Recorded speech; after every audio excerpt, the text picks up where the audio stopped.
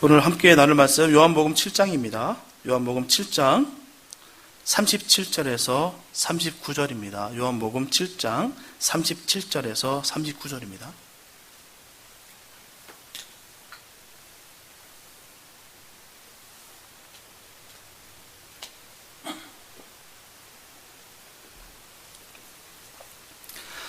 요한복음 7장 37절에서 39절 말씀, 주님의 귀한 말씀 봉독해 올려드립니다. 명절 끝날 곧 큰 날에 예수께서 서서 외쳐 가라사대 누구든지 목마르거든 내게로 와서 마시라. 나를 믿는 자는 성경의 이름같이 그 배에서 생수의 강이 흘러나리라 하시니 이는 그를 믿는 자의 받을 성령을 가리켜 말씀하신 것이라. 예수께서 아직 영광을 받지 못하신 고로 성령이 아직 저에게 계시지 아니하시더라. 아멘. 우리가 세상에서 제일 긴 강을 말할 때 나일 카게라 강이라고 합니다. 이 나일 카게라 강은 총 길이가 6,650km인데요. 그 길이를 환산하게 된다면 서울에서 부산까지 약 10번 이상 왕복한 정도의 길이라고 말합니다. 강의 발원지는 아프리카 중부 대호수인 바로 탕가니카로서 거기서 시작되어서 르완다를 거쳐 우간다와 탄자니아 또한 이집트와 수단을 비롯해서 총 9개국에서 바로 이 나일강을 만날 수가 있습니다. 그리고 이 여러 나라 중에서 나일강이 가장 유명한 것은 당연히 나일강의 축복이라 말하는 이집트입니다. 이집트는 국토의 95%가 사막지대로 연 강수량이 불과 100mm, 약 10cm 정도밖에 안 돼요. 이런 곳에 나일강이 흘러 들어왔기에 농경지가 개발되고요, 문명이 발달할 수가 있었습니다. 지금도 이집트는 인구의 95%가 나일강 유역과 삼각지 부근에 살고 있다고 합니다. 이처럼 인류 문명은 물의 편익을 통해서 만들어진 역사의 산물이에요. 그리고 근대에 이르러도 강은 많은 나라의 산업화의 동맥 역할을 합니다. 한강 기적과 독일의 라인강 기적은 강을 중심으로 동양과 서양에서 이룩한 근대화의 대표적 표상입니다. 강을 통한 근대화는 댐과 보를 건설해서 공업용수를 공급하고 농경지에 물을 대는 식으로 시작이 됩니다. 이러한 물의 이용은 노동자를 위한 식량 자원을 생산하고요, 자본가를 위한 산업 제품을 생산하는 데 공유합니다. 이렇듯 근대 산업화는 물이라는 자연의 자연화, 나아가 상품화의 흐름을 깔고 있다는 것이죠. 이처럼 강은 문명을 발생하게 하였고요, 현대에 이르러 산업의 모든 전방위적으로 깊은 관계를 맺고 있습니다. 그래서 강은 산업 생명의 젖줄이 되었어요. 이렇게 강이라고 하는 것이 그 시대마다 인류를 살리는 산물이 되듯이 오늘 주님께서 말씀하시는 이 생수의 강은 우리 영혼을 살리는 너무나 귀한 하나님의 은총이 아닐 수가 없습니다. 오늘 본문은 예수님께서 유대인의 장막절, 그 행사인 물의 축제 때 자신을 생수로 묘사하시면서 믿음을 촉구하신 내용이에요. 바로 이날에 예수님께서는 누구든지 목마르거든 내게로 와서 마시라 라고 선포하셨습니다. 이처럼 예수님께서는 유대인들을 향해서 너희들이 지금 기념하고 있는 이 과거의 조상들이 물을 마셨던 바위인데 그 바위가 바로 나다. 그 바위가 바로 나야 라고 전하고 계십니다. 그리고 동시에 모세가 주어 마시게 했던 물은 단지 육신의 갈증만을 해결시키는 물이지만 내가 주는 물은 영혼의 갈증까지도 완벽하게 시원케 해준다는 그런 말씀인 것이에요. 오늘은 세상이 주는 물과 주님께서 주시는 생수의 강에 대해 함께 살펴보며 은혜를 나누겠습니다. 첫째, 주님이 주시는 생수와 세상이 주는 물과 구별하는 지혜가 있어야 됩니다. 장막절은 유대인의 3대 명절 중에서 가장 축제적인 성격을 띤 명절이었어요. 초막절, 수장절이라고도 불리는 이 명절은 그들의 조상들의 출애굽한 후에 광야에서 생활할 때 하나님께서 반석에서 물을 내어주심으로 말미암아 목마르지 않도록 하신 그 은혜를 기념하는 바로 축제의 절기라는 것이죠. 출애굽기 17장 6절에 보게 되면 내가 거기서 호렙산 반석 위에 너를 대하여 서리니 너는 반석을 치라. 그것에서 물이 나뉘니 백성이 마시리라. 모세가 이스라엘 장로들의 목전에서 그대로 행하니라. 또한 이 절기는 또 추수감사절적인 의미를 가지고 있습니다. 바로 가나안 정착 후에 이스라엘 백성들은 늘 유랑 민족이었어요. 어느 한 곳에 정착해서 살았던 민족이 아니라 계속 유랑했던 민족이었던 그들이 난생 처음으로 이제 가나안 땅에 정착함으로 말미암아 곡식을 거둔 감격으로 농사에 물을 대어 주신 하나님께 감사하면서 추수의 즐거움을 누리는 절기가 바로 이 날입니다. 이 장막절은 8일간 지키는 명절로서 그 큰 날은 바로 큰 날이라 물의 축제가 행해진 것입니다. 이날에 모든 사람들은 한 손에는 아름다운 나뭇가지와 또 다른 한 손에는 시트론을 들고서 성전에 다 모였습니다. 이 행사는 일종의 기우제였어요. 그래서 예루살렘에 모였던 유대인들은 우리를 구원하소서라는 의미의 호산나를 외치면서 물붓기 행사에 참여합니다. 그리고 제사장은 실로암 연못물을 금 주전자에 떠와서 제단에 바치며 너희가 기쁨으로 구원의 우물들에서 물을 기르리로다는 구원의 언약의 말씀을 낭송하면서 찬송을 부릅니다. 그러면 바로 물의 축제가 끝나게 되는 것이에요. 그런데 이 아침 축제의 그 마지막 날 바로 그때 예수님께서 말씀하십니다. 내게로 와서 마시라. 내게로 와서 마시라. 그물 말고 내게로 와서 마시라. 그러므로 주님은 너희 조상이 광야에서 목말라 위기에 있을 때 물을 주셨던 분, 또 가나안 정착 후에 농사를 지을 수 있도록 담비를 내려주셨던 그 하나님이 바로 나다. 그 말씀하고 계시는 것이에요. 바로 이 장막절의 주인이 자신이다라는 것을 말씀하신 것입니다. 이처럼 누구든지 목마르거든이라고 외치시는 것을 생각할 때 주님께서 비슷한 요청을 사마리아 여인에게도 그대로 하신 적이 있으십니다. 요한복음 4장 13절에서 15절 말씀 보게 되면 예수께서 대답하여 가라사대 이 물을 먹는 자마다 다시 목마르려니와 내가 주는 물을 먹는 자는 영원히 목마르지 아니하리니 나의 주는 물은 그 속에서 영생하도록 솟아나는 샘물이 되리라. 여자가 가로되 주여 이런 물을 내게 주사 목마르지 않고 또 여기 물 길러 오지도 않게 하옵소서.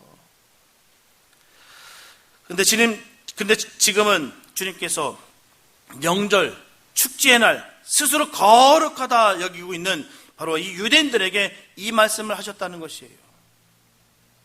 이것은 바로 사마리아 여인이었던 또한 화려한 축제 속에서 있는 이 종교인들이든 상관없이 다 그리스도가 필요하다라는 말씀입니다.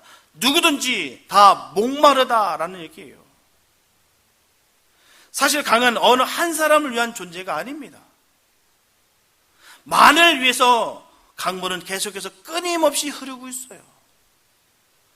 이와 같이 주님이 주시는 생수의 강은 어느 한 사람만이 아닌 우리 함께하는 모든 사람에게 흘러야 되는 것이에요.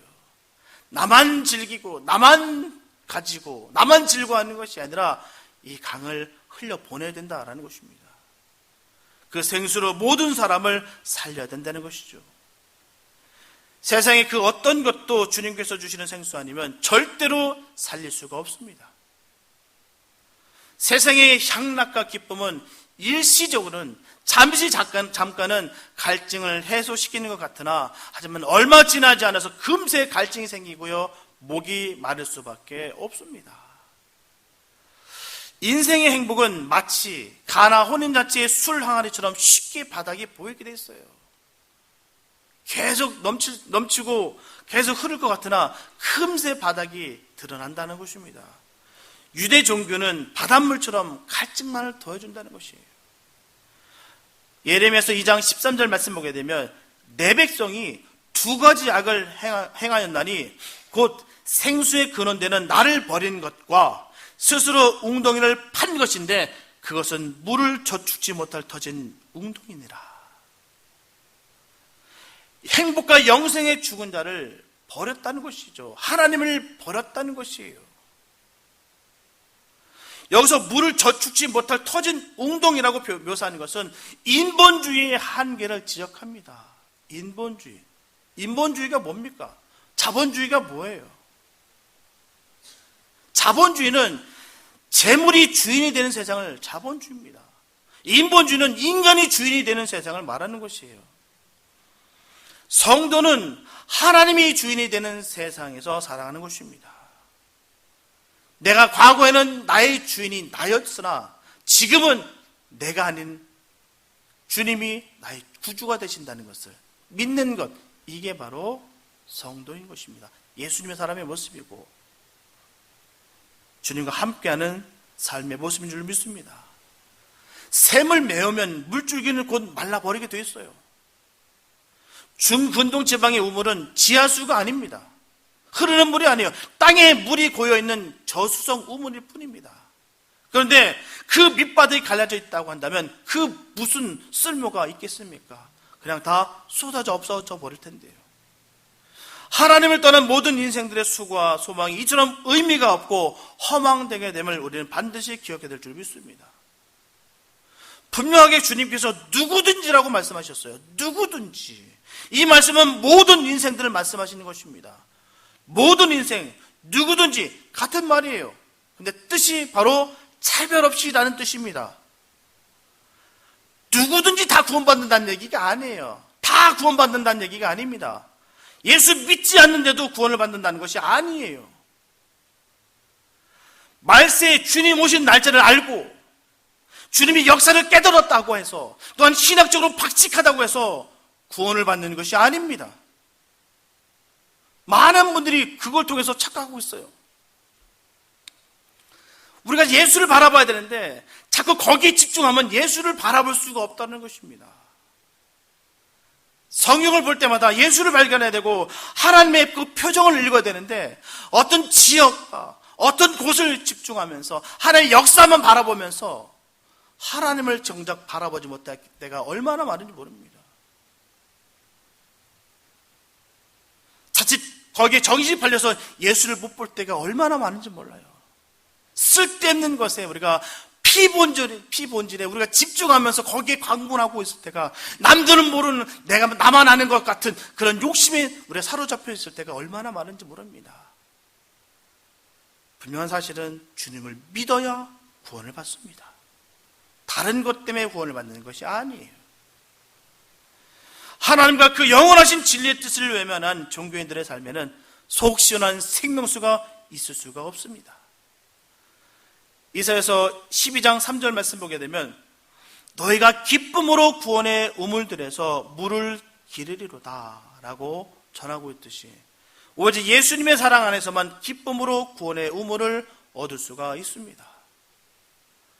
우리 기독교를 설명하게 되면 간단하게 설명하게 되면 기쁨이라 설명할 수가 있습니다. 기쁨이에요. 기쁨. 복음이란 뜻이 뭡니까? 복음이 뭐예요? 기쁨이란 소식입니다. 기쁜 소식. 기쁨이에요. 기쁨. 세상의 즐거움이 아닌 주님 주신 기쁨을 가지고 살아가는 것입니다. 이게 기독교예요. 기쁨이 있어야 되는 것입니다. 기쁨이요? 어디서 있는 것이에요? 너희가 기쁨으로 구원의 우물들을 물을 기르려다. 예수님의 사랑 안에서만 그 기쁨의 구원의 우물을 얻을 수가 있다는 것입니다. 마태복음 5장 6절에 보면 의에 주리고 목마른 자는 복이 있나니 저희가 배부를 것이며 진리의 목이 말라야 될 줄로 믿습니다. 늘 주님께 목이 말라야 될 줄로 믿습니다. 세상의 자랑과 물질과 정욕의 갈증을 느끼면 병이 들게 돼 있어요. 그리고 세상의 것으로부터 갈증을 느끼지 않는다면 세상 것으로 말미암아 내가 지금 아무 느낌도 없다라고 한다면 영혼이 죽은 것이에요. 재물이 주인된 세상 속에서 재물이 주인돼서 내가 재물을 얻었는데 불구하고 내가 행복하고 기쁠 줄 알았는데 그 후에 보니까 아무것도 없더라 라고 여기는 것이 바로 성도의 모습인 것입니다. 그게 삶의 모습인 거예요.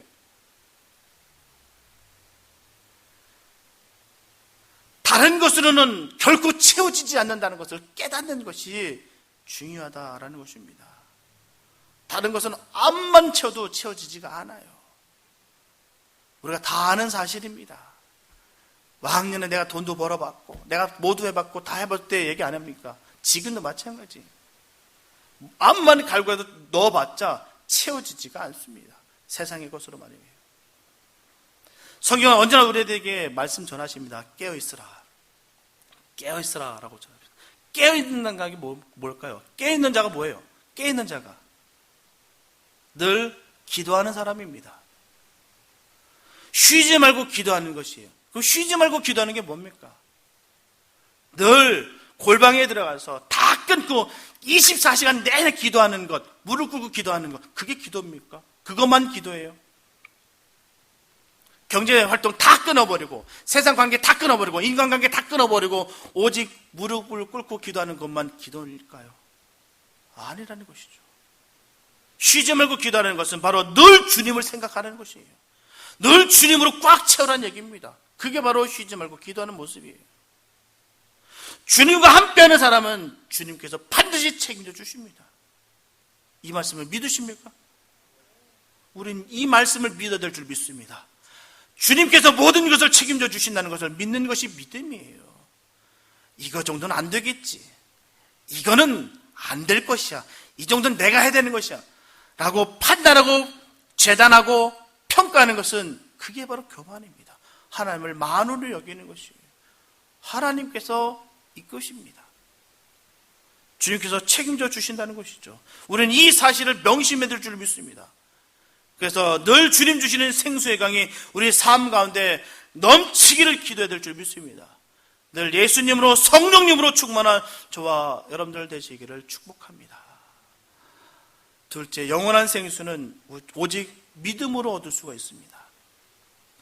예수님께서는 목마르거든 이라고 하셨어요. 목마르거든.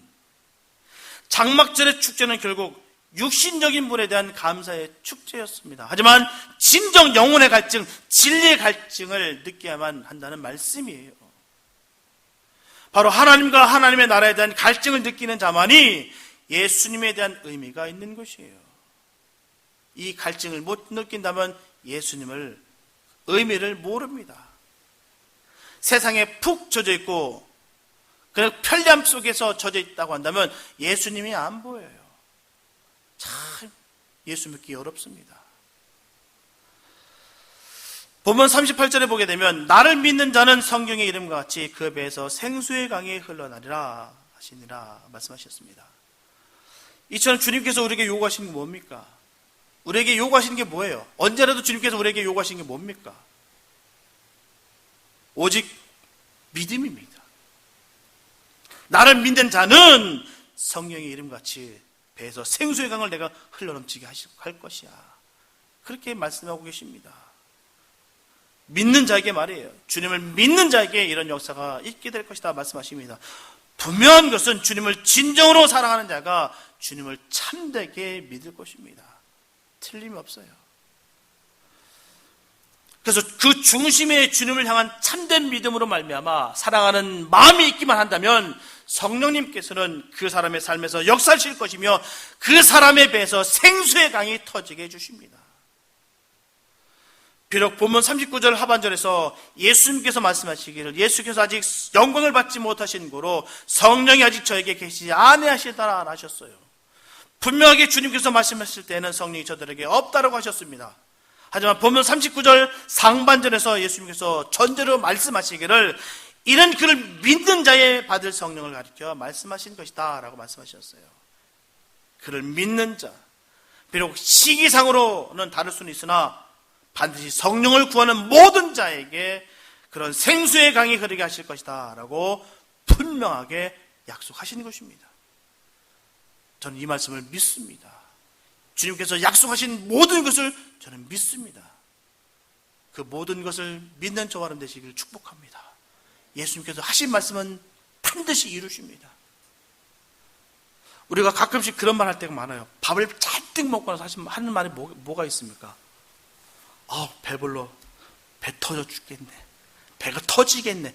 이런 말 많이 합니다. 참, 배 터지겠다. 예전에 그런 일이 있었습니다. 소가 콩밭에 가서 콩을 실컷 먹었어요. 정말 콩으로 배를 다 채웠습니다. 근데 얼마 지나지 않아서 소가 배가 터져 죽었습니다. 콩이 불어서 배가 터졌어요. 성령 충만함을 받아야, 성령으로 가득해야 생수의 강이 터지는 것입니다. 그냥 터지는 것이 아니에요. 늘 우리는 내 배에서 생수의 강이 터지게 해달라고 늘 기도하는데 어떻게 해요? 성령이 충만함을 받을 때, 성령이 꽉 차 있을 때 터질 줄로 믿습니다. 그냥 터지는 거 아니에요.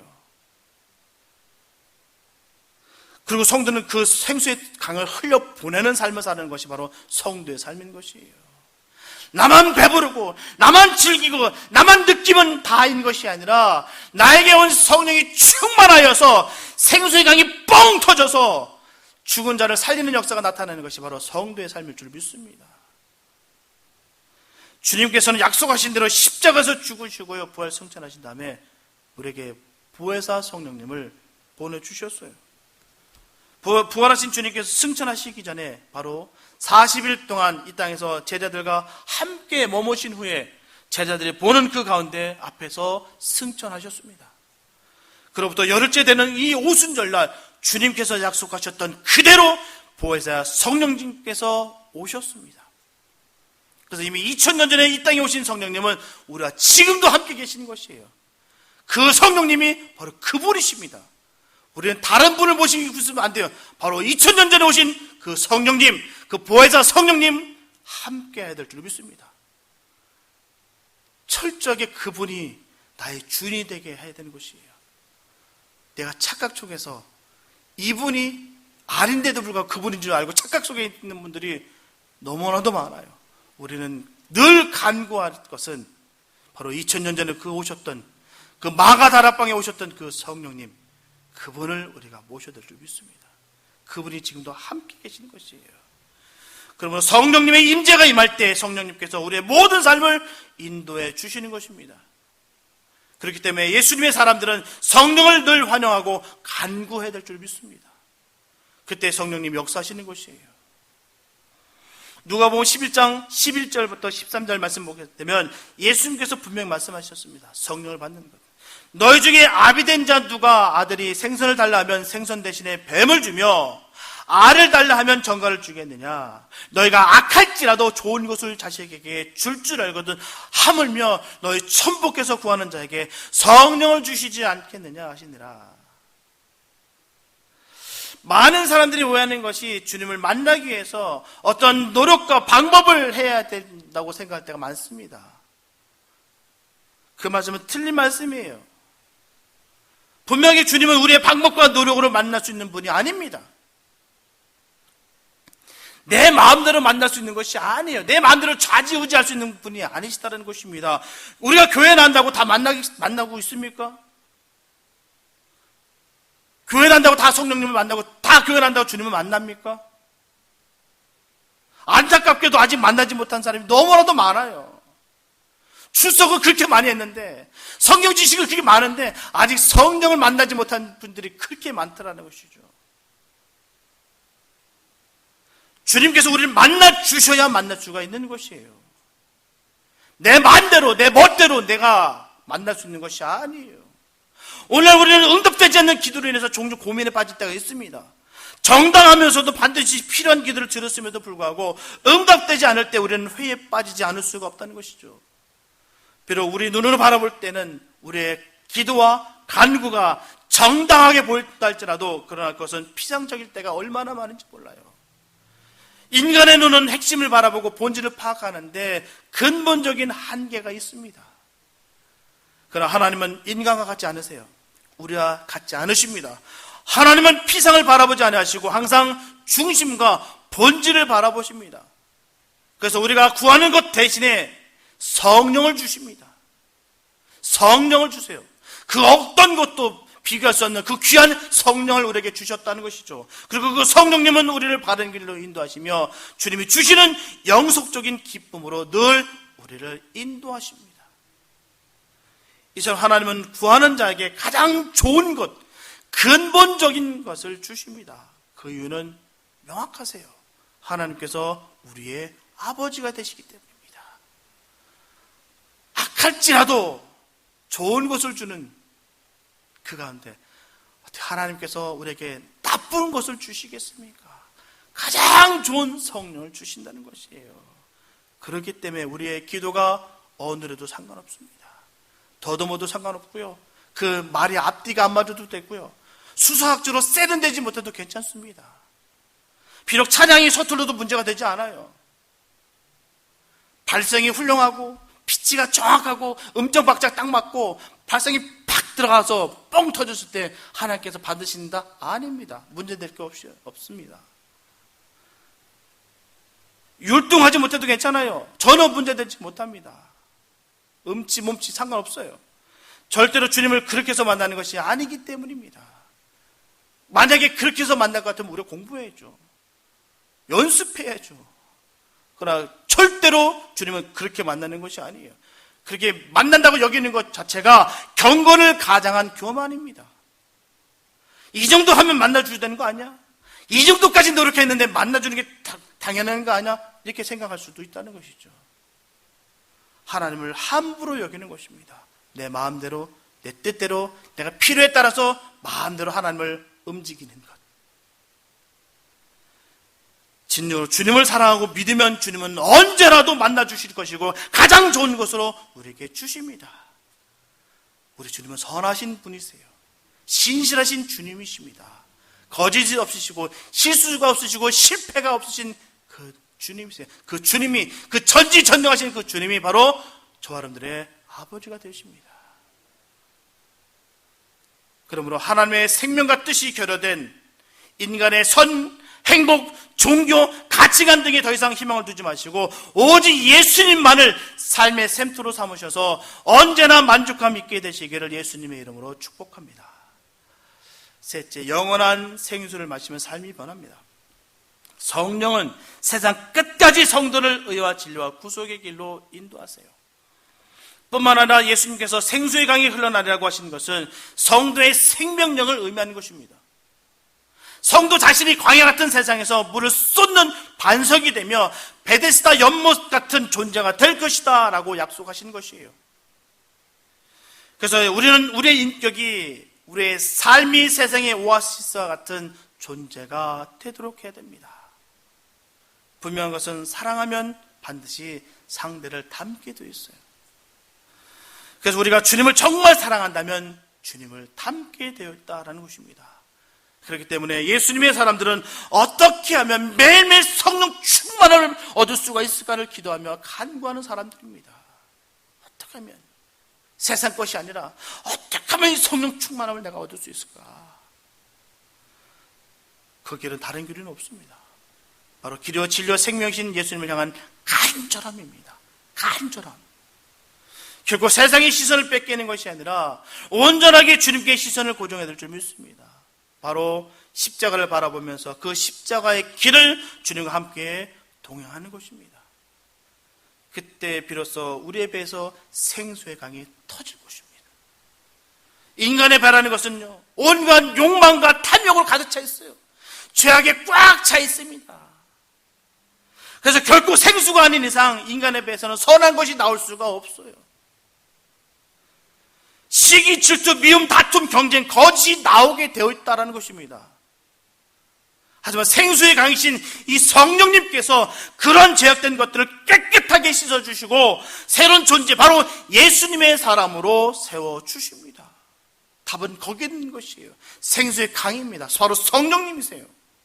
그러므로 배에서 생수의 강이 흘러넘치는 사람은 나도 살고 남도 살리는 역사가 있게 되는 것입니다.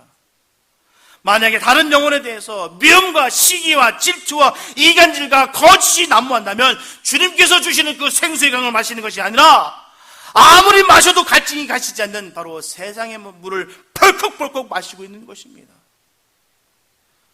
성령이 임하면 그럴 수가 없어요. 생수의 강이 흘러넘치면 그럴 수가 없다는 것이죠. 2000년 전에 그 보혜사 성령님을 모시고 사시기 바랍니다. 엉뚱한 성령, 다른 성령 아닌 진정으로 주님께서 우리에게 보내주신 보혜사 성령님을 내 안에 구주로 모시고 살아가게 되시길 바랍니다. 그럴 때 이런 역사가 일어나는 것이에요. 아무리 영적이다 포장할 필요, 위장할 필요 없습니다. 다 드러나게 되어 있어요. 그 사람의 열매를 보면 압니다. 그 모습 속에서 예수의 모습이 나타나느냐, 그 향기가 드러나느냐, 생수의 강이 흘러넘치느냐, 거기 있습니다. 표현할 필요도 없어요. 확인할 필요도 없습니다. 거기 다 있는 것이에요. 내가 예수님의 사람인가 아니면 세상에 속한 사람인가 확인할 수 있는 것이 길은 심령의 갈증을 느끼고 있는지 아니면 성령으로 인해서 만족감을 가지고 있는지를 통해서 명확하게 구분됩니다. 그래서 인간이 그 몸에 무엇으로 충만하게 되는가 하는 것은 그 삶에 너무나도 중요한 영향을 주는 것이에요. 주님은 우리에게 생수를 주시고 또한 생수의 강이 흐르기를 바라십니다. 저와 여러분들은 성령으로 충만한 사람이 되시기 바랍니다. 주님이 주시는 생수가 흘러넘치는 복된 사람들이 다 되시기 바랍니다. 사랑하는 여러분, 헬라어로 배를 코일리아라고 하는데요, 방 또는 내실이라는 의미를 가지고 있어요. 그래서 배는 인간의 가장 깊은 내실을 말하는 것이에요. 이 깊은 내실에 성령이 계시지 않는다면 더럽고 추한 탐욕과 욕망이 거하는 것이 되어버리고 마는 것입니다. 그렇지만 그 배에 성령이 계신다면 성령의 충만함을 지속적으로 뿜어내는 생수의 강의 근원이 되는 것입니다. 성령으로 채워진 배는 진리와 생명의 힘으로 채울 뿐만 아니라 생명의 힘으로 뻗어가는 바로 생수의 강을 흘러가도록 만드는 것입니다. 인간의 마음속에 타오르는 탐심의 불길, 정욕의 불길, 모든 죄악의 불길을 끌 수 있는 힘은 오직 생수의 같은 성령의 역사로만 가능합니다. 성령이 우리 안에 계셔야 돼요. 생수의 강이 흘러야 이 모든 것들이 불타는 것들이 다 꺼지게 되어 있습니다. 죄악된 것들이 깨끗이 씻겨나가는 것입니다. 분명하게 신앙은 주님께로 나아가는 것이에요. 주님 앞에 나의 전 인격을 굴복하시길 바랍니다. 그리고 그분이 주시는 생수를 마시길 바랍니다. 그 성령으로 인하여 목마르지 않는 삶을 사는 만족의 삶을 사시기를 바랍니다. 그래서 주님께서 우리 모두에게 생수와 같은 성령의 은혜를 폭포수와 같이 부어주시기를 예수님의 이름으로 축원합니다. 기도합니다. 하나님 감사합니다. 아버지, 우리가 성령을 받기 원합니다. 주님이 보내주시고 약속하셨던 그 2000년 전에 보혜사 성령님, 그분이 나의 주인이 되기 원합니다. 지금까지 내가 착하게 했던 것들이 씻겨지게 도와주시고 세상의 것들을 내가 주인 삼았던 것들을 다 내려놓게 해주셔서 오직 주님만이 나의 구주가 되어주시고 주님만이 나의 희망이 되시며 생명이 되시며 생명의 역사가 나타날 수 있도록 인도하여 주시옵소서. 우리 배에 생수의 강이 흐르기 원합니다. 죄악된 것들이 씻겨나가기를 원합니다. 이전에는 세상의 것들이 너무나도 부러웠고 너무나도 정말 바랬던 것들이 예수님의 그 은혜로 말미암아 아무것도 아닌 것으로 되게 하여 주시옵소서. 오직 예수님의 사람으로 살아가며 승리하는 복된 삶이 되게 하여 주시옵소서. 주께서 늘 넘치게 생수를 부어주시고 성령 충만케 하심을 간절히 믿사옵고 우리를 구원하신 예수님의 이름으로 기도했습니다.